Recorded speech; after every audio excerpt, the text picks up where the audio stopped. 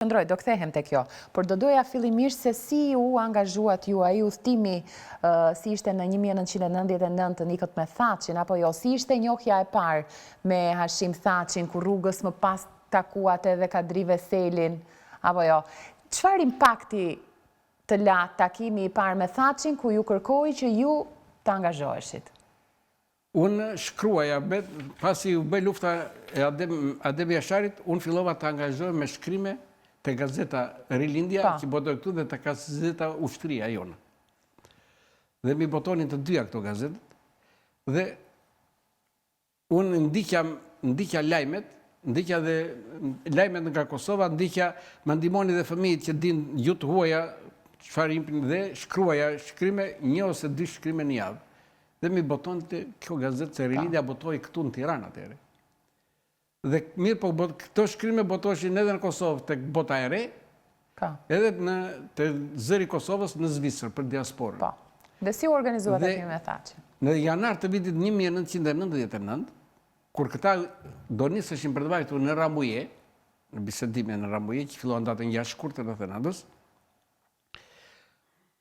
vinë dhe më kërkojnë të takojnë me Hashim Thaçin. Kush ta kërkoi këtë? Tashti, ata kishin një përfaqësues këtu në Shqipëri, një Sabit Geci. Dhe Sabit Geci më kishte gjetë numrin e telefonit përmes shokëve të mi, dhe më dërguan dhe më thanë të presim drejtuesit e UÇK-s. Dhe më morën atëherë që shpallë gjithë në jashtëzakonshme. U takuat në Tiranë? Në Tiranë, në një lokal. Dhe më kërkuan që më falënderuan për shkrimet që bëja. Më thanë ti kemi lexuar të gjitha shkrimet, po kush i diu? Unë jam Hashim Thaçi, drejtori i drejtorisë politike. Për herë të parë takoj Hashim Thaçin. Ju nuk e njihnit? Jo, nuk e njeh. Dhe kemi disa të tjerë. Çfarë përshtypje ju la Thaçi në fillim? Si ishte ai takimi i parë? Çfarë ju tha tjetër? Një luftëtar kurajos.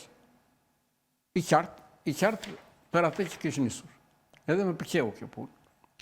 Një pyetje këtu, Thaçin e emëruan Amerikanët si komandant të UÇK-s? Apo ja doli vetë, spikati me ndonjë gjë? Nuk ka qenë komandant, Hashim Thaçi. Ka qenë drejtori i drejtorisë politike i shtabit përgjithshëm. Dakor, pati një emërim nga influencë nga Amerikanët apo spikati? Absolutisht jo. Shtabi i përgjithshëm i Ushtrisë Shqiptare të Kosovës është krijuar në 10 qershor të vitit 1998. Dhe në këtë mbledhje është emëruar shefi i shtabit përgjithshëm, Bislim Zyrapi. Është emëruar drejtorisë politike Hashim Thaçi, drejtori i zbulimit Kadri Veseli, Recep Selimi, inspektori i shtabit përgjithshëm, Jakub Krasniki, zëdhënësi i shtabit përgjithshëm. Të gjithë këta bëbënin dhe drejtorinë politike. Kurse dhe në fund të muajit i qershor të 99-s, filloi riorganizimi i Ushtrisë Shqiptare të Kosovës, fillojnë të krijohen batalionet, deri tash luftojnë me qeta. Dhe kjo është merit e shefit të shtabit përgjithshëm, Bislim Zyrapit, i cili kishte qenë oficer në Ushtrinë Jugoslave, kishte shërbyer në Bosnë dhe në luftën e Bosnës kishte arritur dhe komandant divizioni. Dakor. Tani, nga kafeja që pyet me Thaçin, kur organizuat takimi udhtimi që ikët? Dhe ata ti më kërkuan mua fillimisht, më kërkuan që të veja në Rambuje me ta, për herë parë mora vesh që ata do shkonin në mbledhje ndërkombëtare dhe më kërkuan të veja si këshilltar i tyre. Dhe unë nuk u vajta, u thash, nuk kam përvojën. E dyta, nuk e njoh me hollësi Ushtrinë Shqiptare të Kosovës. Dhe s'di se çfarë kur të bëjnë pyetje, si do të ndihmoj unë juve. Prandaj ju faleminderit shumë, por nuk mund të pranoj me këtë njohuri që kam.